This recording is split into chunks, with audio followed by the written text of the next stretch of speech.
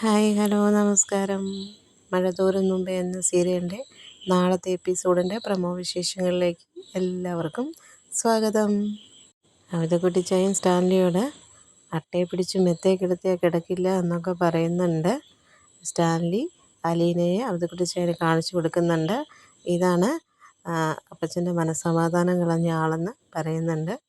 അവതക്കുട്ടിച്ചായൻ അലീനയെ കാണുമ്പോഴത്തേന് ഇങ്ങനെ അത്ഭുതപ്പെട്ട് ഇങ്ങനെ നിൽക്കുന്നുണ്ട്. വളരെ സന്തോഷവും ആകുന്നുണ്ട്.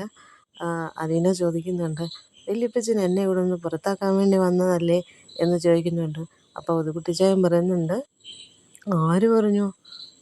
അതൊക്കെ ആര് പറഞ്ഞു? അങ്ങനെ ആര് പറഞ്ഞു? അങ്ങനെയൊന്നും അല്ല എന്ന് പറയുന്നുണ്ട്.